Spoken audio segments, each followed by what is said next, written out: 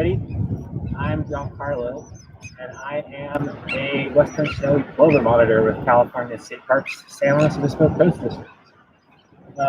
Today I'm going to be talking to you about our Snowy Plover conservation program, and we're going to go over the importance of conserving species like the snowy plover and sort of the importance of conserving California's biodiversity. Today, I'm coming to you live from Morro Strand State Beach in Morro Bay, California, on this very foggy, hazy kind of day. We have a variety of different ecosystems that we're preserving in our coast district here. The district ranges from Montaña de Oro State Park in the south to 50 miles almost up the coast to Hearst and Simeon State Park in the north. And within those parks, we preserve ecosystems from tide pools and wetlands and coastal dune scrub to annual grasslands, oak woodlands, pine forests. So it's a very diverse district that we have here. And this beach, Morro Strand State Beach, is particularly special because it has a very healthy coastal dune system that provides habitat for a lot of California native species. And it's particularly special because it provides nesting habitat for the Western Snowy Plover, which is increasingly scarce to find on our coastline these days, unfortunately. But anyways, our presentation is going to dive into snowy plover conservation and biodiversity conservation. And if you have any questions along the way, I'll be doing a question and answer segment at the end of this. So feel free to post those in the comments section, and I'll try to get to as many of them as I can at the end of the presentation. And if you're watching this later and you have questions, you can feel free to post those too, and I'll be having someone check that and get those to me. So if you have any questions at any point, feel free to post them and I can respond to you in the comment section or at the end of this live presentation as well. So we have, again, I'll show you a picture. Before I get into conservation, let's talk about some snowy plover facts and some information about snowy plovers. So this is what they look like, if you can see here. So they're a small shorebird that's about 6 inches in length, and they have dark markings on their shoulders that set them apart. It's easy to confuse them with other birds other small shorebirds on the beach if you're not used to distinguishing between them. But some of the things you can look at are for like the dark markings on the shoulders and the forehead. They have this kind of pale tan upper parts and the snowy white breast.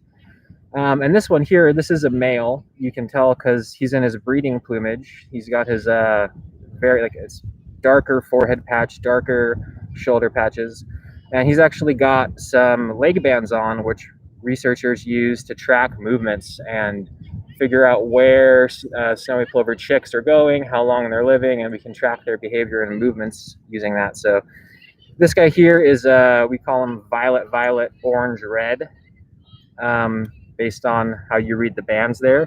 So there's a picture of a male. The females are usually lighter colored, especially during the breeding season when the males get much darker. So here's a female that we also find on our beaches often. This one is unbanded orange red.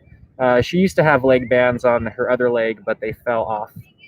But similar, but lighter colors, not the dark forehead patch and shoulder patch missing there.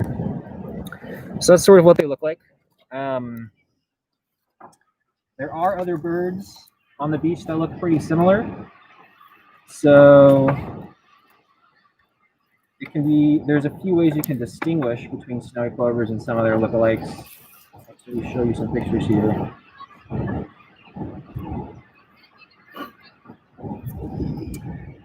So here we have a Western Snowy Plover alongside some other birds you might find on the beaches that look pretty similar to them. So you have like birds like the sanderling or the Western sandpiper. which have these longer beaks, and they lack the dark shoulder patches and the dark eye patch and the forehead patch. And you can tell the difference between those guys also based on their behavior, because these are the birds that you'll see. The sanderling and the western sandpiper are ones you'll see kind of running up and down along the surf, probing their beaks into the sand to get for crustaceans. And plovers don't do that slow, methodical probing in the sand. They actually use it's like we call it like the stop, run, and peck method of hunting, where they'll look around and spot a moving crustacean or invertebrate or something. It could be a marine worm, something wriggling, usually along the kelp line, and they'll just kind of run up to it real fast and grab it and peck at it, versus that slow, methodical probing in the sand. So a lot of people, will see those birds and think, oh yeah, I saw plovers on the beach, but the ones that move in the big groups up and down by the water are not actually plovers. These other two species are plovers, but they're different types of plovers, the killdeer and the semi-palmated plover. And you find those on the beach as well sometimes with snowy plovers, but you can tell they're different. Easiest way with the killdeer is it has this double dark breast band here. It's also a bit larger than the snowy plover.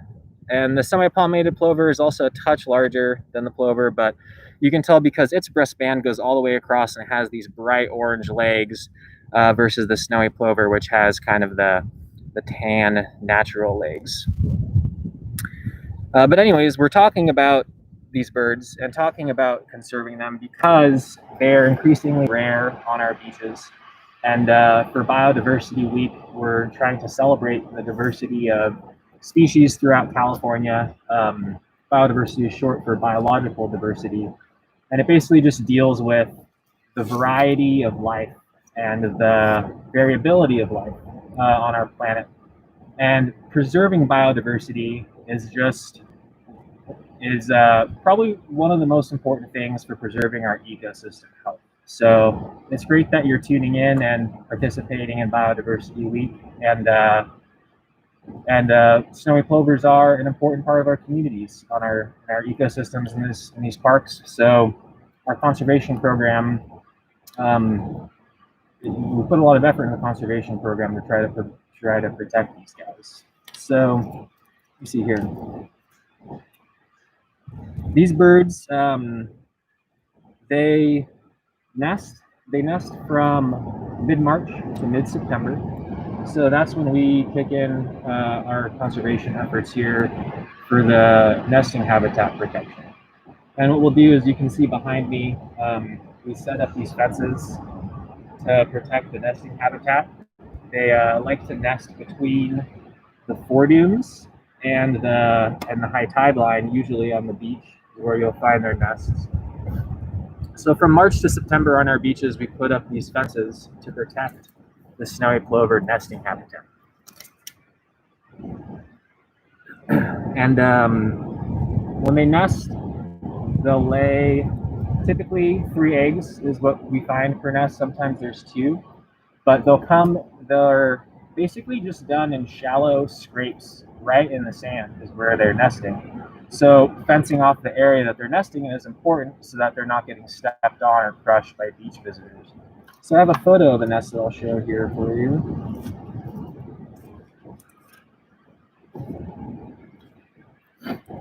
So the nests are really well camouflaged. It's sort of just a little scrape in the sand that they'll lay their eggs in. And it can be really easy to walk right past one, or to stomp on it even, if you're not looking for them. So that's why we fence off the parts of the beaches where they're nesting, because it'd be super easy to walk right past it and not even notice. So we actually also have a model for a nest over here on the ground, which we can show you. And this is typically what they look like. So there'll be just a little scrape in the sand with the eggs inside of it, and sometimes they'll put debris, like little shell fragments or rocks around it. But it's really well camouflaged, so you can walk right past them and not know they're there. So that's why it's important to stay outside of the nesting area. A lot of people think, you know, that they can cut back there when they see the area fenced off and that they, you know, aren't going to do anything to disturb the plovers, but it could be really easy to walk right past a nest or step on the nest without even knowing that it's there. And so when they lay their eggs, it takes around 28 days for the eggs to hatch. And what will happen is that the male and female will take turns incubating the nests until the eggs hatch. So the female takes the day shift and incubates during the day. And in the evenings, the males will come and incubate the nest. And when the nest finally hatches 28 days later, it's the male that actually stays and rears the chicks, and the female will go off and hopefully make another nest if there's time left in the nesting season. So she'll actually go and find another male to make another nest with while the first mate is raising the chicks, which takes around 28 days until those chicks grow their flight feathers and fledge and can actually fly. So when the chicks first hatch, they are what's known as precocial, so they can actually run around and hunt within hours even of hatching. And the male will show them how to do that, show them where to go find food and that sort of thing. But within hours of hatching, they're actually out there hunting, and the male will protect them and train them basically in all the survival skills that they need until they have grown their flight feathers.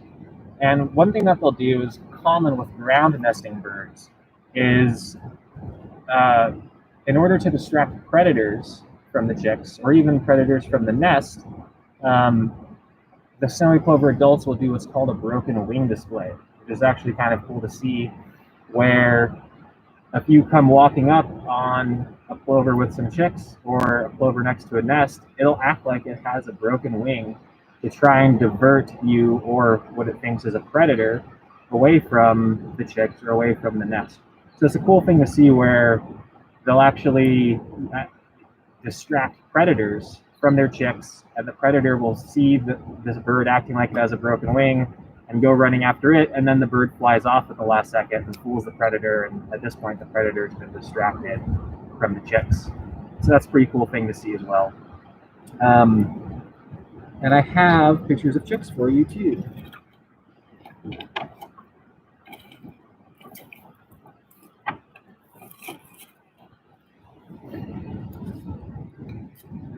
Here's a picture of a plover on a nest, by the way.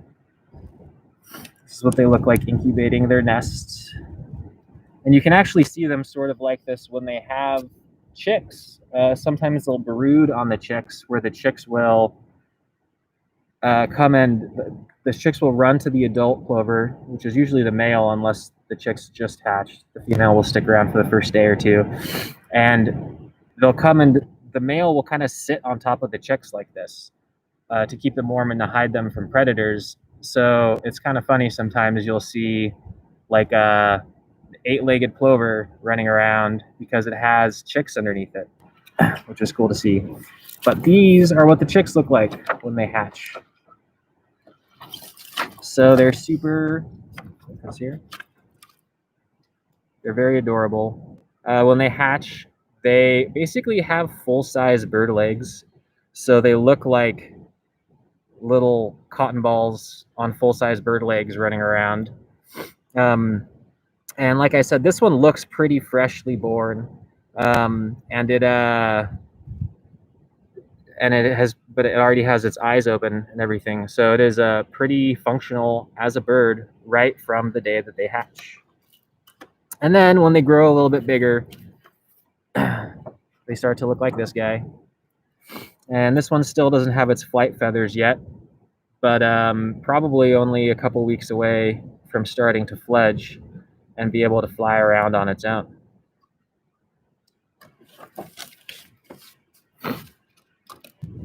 And so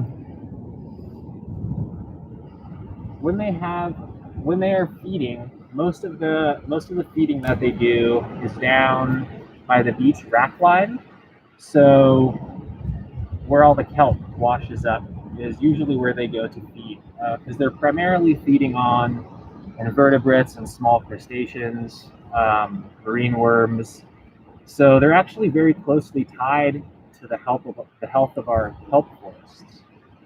Without healthy kelp forests, which provide habitat for the insects that they eat, the snowy plovers wouldn't have enough food. So it's an interesting thing in ecology where so many species and so many ecosystems can be interrelated, dependent on each other. And the snowy plovers are really tied to the kelp forests and to the health of the intertidal zone community as well. And with their feeding, they can actually help reduce numbers of the little invertebrates that we find on the beaches. So if you like going to the beach and not being covered with sandhoppers and flies, then you should like snowy plover conservation as well for that reason. But with our kelp forests off the coast here, we have a lot of food available for them. So that kind of makes the Central Coast a really important area for snowy plover conservation. So anyways, this bird, as I was mentioning, is increasingly struggling to find habitat in California. There used to be what they estimated was around 2,400 snowy plovers up and down the coast. And that's from southern Washington down to Baja. There used to be thousands of them. Now there is estimated to be around 2,400 or less breeding individuals on the entire coast. Some estimates put that number closer to 2,000. So when you see a pair of snowy plovers, you're looking at, a pretty rare, there's only probably around 1,000 breeding pairs on the coast, on the West Coast in this range.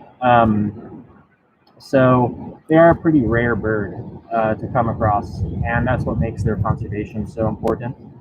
They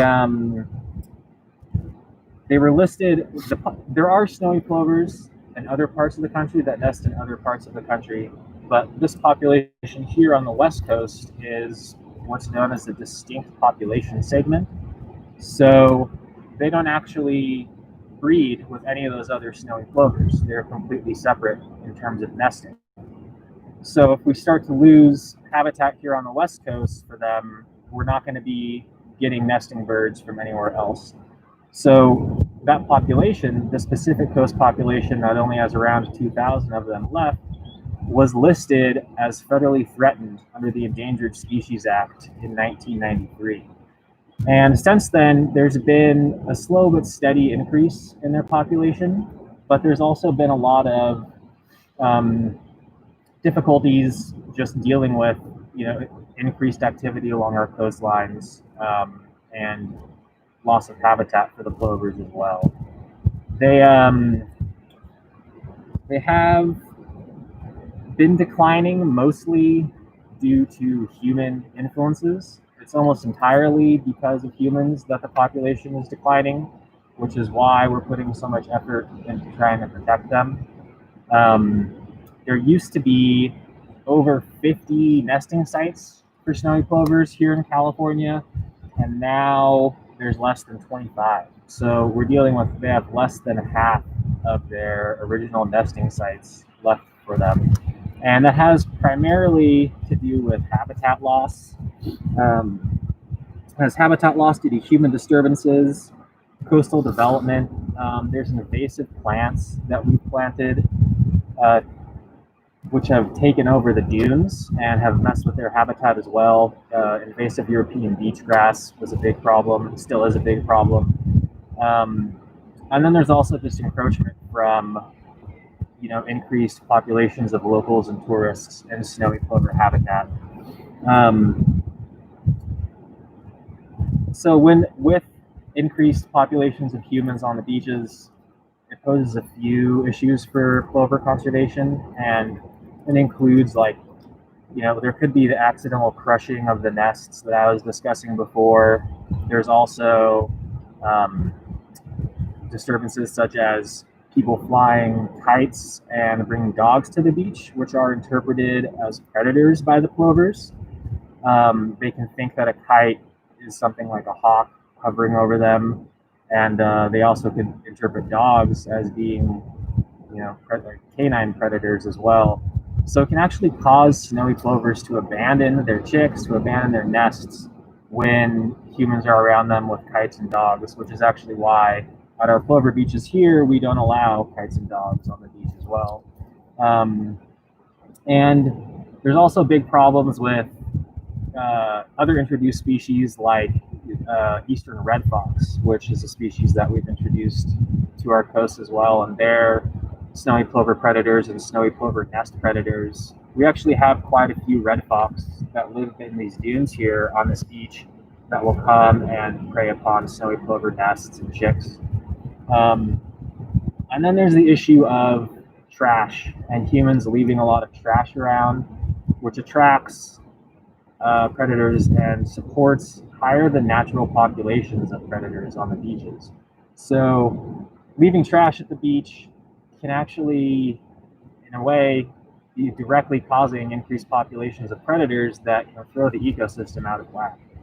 So there's a lot of things that need to be done to protect the birds. There's not really, there hasn't been much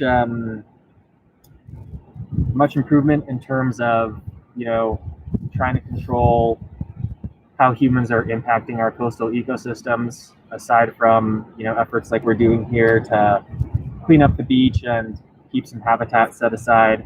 So it's something that we're going to have to address at some point as our ecosystems start to get thrown more and more out of whack by human influences and human presence. And so there's been a lot of issues with skunks on this beach as well too, which are also a result. Higher than natural skunk populations are also probably coming from people leaving trash around, and it's not just from beach visitors, but there's also houses behind these dunes here. And one thing that we'll also do to try to preserve the snowy plovers is build nest exclosures, which is we put a little cage around the nest so that the snowy plover can get in and out, but that other predators cannot. And that primarily works for avian predators, but unfortunately the skunks can squeeze through and get in and still get to the nest. So here at this beach, we had a huge problem with skunk predation, and it can be an issue where there's just, it feels like there's nothing you can really do to control all the skunks on the beach. So there's a lot of challenges that we're facing in conserving the plover, but they are steadily increasing, despite the fact that this year in particular was the worst year on record in the San Luis Obispo Coast District for snowy plovers in terms of nesting success. I believe it was last year there were 172 snowy plover nests in our district, 33% of which hatched. And this year which has 56 hatched out of 172 nests. And this year we only had 29 hatched nests in our district. And that was not all, but primarily due to super high levels of predation. So there's problems with humans creating these artificially high populations of predators that I'm talking about, and then there's also the invasive predators that we introduce as well. But we are doing quite a few things to try to protect them. One of the biggest things is dune restoration. This beach here actually had a very intensive coastal dune restoration project that went on for 15 years. It's still continuing today, but the biggest part of it was completed, and it involved removing all the invasive European beach grass from the dunes, and a lot of ice plant from the dunes as well, which is also invasive. The beach grass actually provides cover for predators and chokes out the nesting habitat, where the plovers basically they can't see around them or see predators coming, and it ruins the habitat for them to nest in. So a lot of dune restoration projects can help, doing dune restoration projects can help with plover conservation in areas where plovers are nesting as well. Anyways, so people are often, the question is, so what's the importance of conserving them? Why would it matter to conserve a bird like the snowy plover? Does it matter if they're gone? And my answer to that is usually that, well, first off, that other species have a right to exist on this planet as well as humans. And that there's an inherent value to conserving wildlife and biodiversity outside of, what values humans. It's not all about what can they do to serve us. Are they important for us? But outside of that, there is a lot of value that biodiversity brings for humans as well.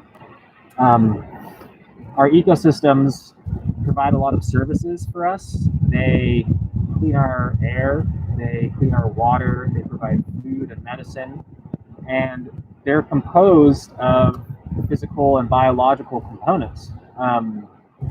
So biodiversity is basically what keeps our ecosystems healthy. I like to use the analogy of thinking of our ecosystems as being like big, complex machines with a lot of interworking parts, and those parts are the biological and the physical components that make up those ecosystems. But there's so many parts in these machines, the ecosystems, that we don't really know what everything does and what its role is. So if you have a machine and you don't know what each part does, then you don't just go and start taking parts out of the machine and assuming that they're not important and that the machine is going to keep running anyways. But that's sort of what we're doing with our ecosystems. When we're allowing species to go extinct, not naturally, but because of human-caused influences, we're removing components of the ecosystem that could potentially cause them to fail, cause them to stop providing the services that we need. And you can often have a snowball effect where losing one species can lead to losing many other species because that species was performing an important role in the ecosystem that was benefiting others as well. So that's why conserving biological diversity as a whole is so important.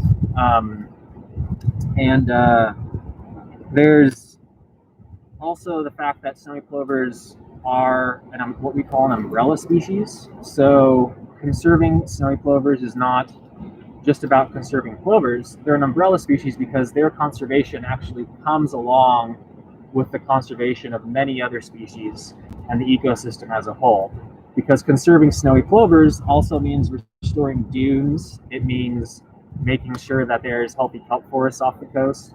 So snowy plover conservation actually benefits many other species of plant and animal. So they're sort of one of those species where focusing on them is actually protecting a lot of wildlife and protecting the ecosystem as a whole. And they can be used as indicators of healthy beaches for that reason.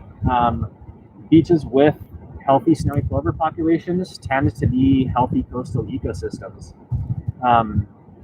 And unfortunately, with the way that wildlife has been declining, we have a lot of work that's left to be done. Right now, we're in the middle of what biologists are referring to as the 6th mass extinction. There's been 5 mass extinctions in Earth's history. The last one was 65 million years ago, which was the Cretaceous Paleogene extinction, which was when the dinosaurs went extinct. It was 65 million years ago. Earth lost about 75% of its species during that mass extinction event. Right now, the 6th mass extinction, which is the Holocene extinction, is unlike any of the others because it's actually being caused by humans. They just had a report in the UN that was saying that there are around 1 million species facing extinction on Earth today. This is a comprehensive UN report on biodiversity and species facing threats of extinction. And it was over 1 million species from the UN, and the IUCN recently had put out data suggesting that 27% of all species on Earth are threatened with extinction right now. which includes 40% of amphibians, 25% of mammals, and 33% of coral reefs. So the planet really is feeling the impact of humans, and that makes conserving biodiversity all the more important, because if we don't keep our ecosystems healthy, and we're not, which we need to conserve biodiversity in order to do, again, we can lose all those services that I was talking about before, where you're getting clean water, clean air, food, and medicine. So the fact that you're participating in Biodiversity Week is a great thing. And I guess, with that, I will wrap it up and see if there are any questions that people may have. So go ahead and post any questions, or if there's any that have come in already, I'd be happy to discuss. So, Robin? Great, Giancarlo. Real quick, if you want to state again your name, where we are today. Again, in case you tuned in a little bit late, I'm Giancarlo Napolitano, and I work for California State Parks' Snowy Plover Conservation Program. And that's in the San Luis Obispo Coast District. And I'm talking about snowy plover conservation here in our district, and the importance of conserving biological diversity. Perfect. So we've got quite a few questions here. First one is, how do you trap birds to band their legs? So that's a good question. Actually, what we do is we monitor. We don't actually band birds in our district, but neighboring districts do that. And what they do is they get them when they're chicks. So we'll track the nests. We're actually out here monitoring the nests 5 days a week. And they do that in other districts as well. And what we can do is we can figure out when we think the nests are going to hatch. And then we keep a close eye on those nests. And when the nest hatches, the chicks will just be sitting in the nest bowl. Before they get up and leave pretty quickly, but they're usually around the nest area or still in the nest bowl right on the day that they hatch. So people will go in, and when they're freshly hatched, you can just go and capture and pick up the chicks with your hands. So they go and they grab the chicks with their hands, and most plovers are banded as chicks. Some can be banded as adults, but most of the time it's done when they're a chick. When they're banded as adults, I believe leg snares are what are usually used to capture. Great. That question was from TJ, by the way. Next question is from Mush279. What are some human activities that decrease the population of plovers?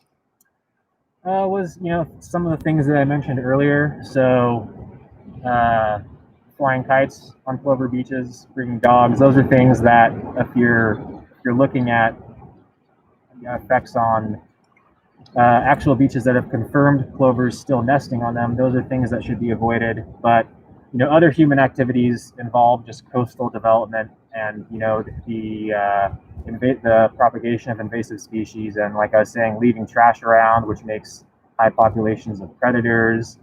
Those are all things that affect plover populations on our coasts. All right, we have another question from Jerry. How many eggs do plovers normally lay? There's normally 3 eggs per nest, but they lay them one at a time. So we'll keep track. There's typically all of our nests go to 3. Not all of our nests, but typically the majority of our nests go to 3 eggs. But we do sometimes get 2 egg nests, and I've never seen one, but very rarely you can get a 4 egg nest as well. So 3 is standard, but 2 is also fairly common. 4 very rare. Great. The next one we have again from Mush279. Do they migrate or spend their lives on the same beach? Both. They do migrate, but a lot of birds will kind of hang out pretty locally and visit the same beaches throughout the year, both in winter and during the nesting season. But they do migrate up and down the coast a bit. We get birds from, as far as Oregon on our beaches, and well, actually, that's during the nesting season. During outside of the nesting season, we get wintering birds that come in from all other parts of the range, even outside of this distinct population segment here, this protected western population. In the wintertime, birds that nest elsewhere will sometimes come out here too, so they do migrate. Very cool. We have a question from Rebecca. I'll answer it really quickly. She's asking where exactly we are in Morro Bay. And Rebecca, we're here at Morro Strand State Beach on the central coast of California, discussing Western Snowy Plover conservation. At the moment, again, we're here at Morro Strand State Beach, and we do have some questions regarding that in a second. But the next one is, what other rare species are in that park area? Around this area, we have quite a few different species here. Actually, that are rare or protected. We have California red-legged frogs in our district, which are a federally threatened amphibian. We also have foothill yellow-legged frogs, which are listed as state endangered, I believe. They're listed by the state of California as endangered. That's their West Coast population that's endangered. And then we also have a species called the Morro shoulderband snail, also known as the banded dune snail. And that's a full-on federally endangered species of snail that we have in our district. And then we have a lot of plants as well. We have this is the Arroyo de la Cruz mariposa lily, is a California Native Plant Society classified as a rare plant. And they have another good one. We also have sea otters here, a lot of sea otters in our district too. And they're a great example of a species that is super crucial for conservation. They're one of those species where, like I was talking about earlier, where losing one could mean losing all sorts of other species. They have really important roles in kelp forest ecosystems where they eat sea urchins. And we've actually found that sea urchins will do is they'll come along and they'll eat kelp from the bottom of the kelp. So they'll just kind of eat that bottom portion along the seafloor, which detaches the whole piece of kelp above it. And sea urchin populations tend to boom when there's not enough sea otters. So we found that with decreasing sea otter populations, which has been happening recently, I think they've been improving, but there was a big problem with low sea otter populations, and we were finding huge declines in the health of our kelp forests without otters, because they're eating the urchins that are eating the kelp, and the kelp forests provide habitat for so many different species. And like I said before, they're even important for snowy plovers because that's where all the snowy plover food lives, is in kelp that's washed up on the beach. So those are one of those species that is, you lose one animal. It's like, why should sea otters matter? And then all of a sudden the kelp forests crumble. So that's why biological diversity is so important. You never know what could happen when you start losing species. But anyways, those are we have others, but those are some of the rare and protected species we have in our district. Very good. Yeah, protecting these spaces not only protects one species, right, but it protects all of the species within it and how they interact with each other. So we have another question from Rebecca. Are there any plovers on the dunes right now that we can see? Unfortunately, there are none around me that I can see right now. We had a flock of over 100 on this beach last week, over 100 snowy plovers, but I'm not seeing any around me right now. It's a pretty big beach, and there have actually been a lot of terns migrating through, and I feel like some of the terns might have scared the plovers away, but they are here, and there will be many more here. So if you ever want to come to Morro Strand, especially during the wintering seasons when they're in the big flocks, or the nesting season, they're all spread out across this beach. You can come see some plovers here. So it'd be hard to zoom in on a plover without a really nice camera too. They're pretty small, and they're also really well camouflaged. Sometimes you'll be trying to count them on the beach, and you could almost walk right past them sometimes, or you'll see a rock and think that it's a plover, and that's actually just a rock. So they're really well adapted to these beach ecosystems, and can be hard to spot. Very cool. I think that's the last of the questions. If anybody has any last questions, feel free to bring them in. But I do want to mention that we have a lot of celebratory comments. We have an applause Thanks, Gian. I found it interesting. Thank you. There's a lot of praise here. So great job. Thank you. Yeah, thank you guys for tuning in and for participating in Biodiversity Weekend. I hope you got to learn some stuff about plovers and learn why conserving our wildlife is so important. So thanks for tuning in.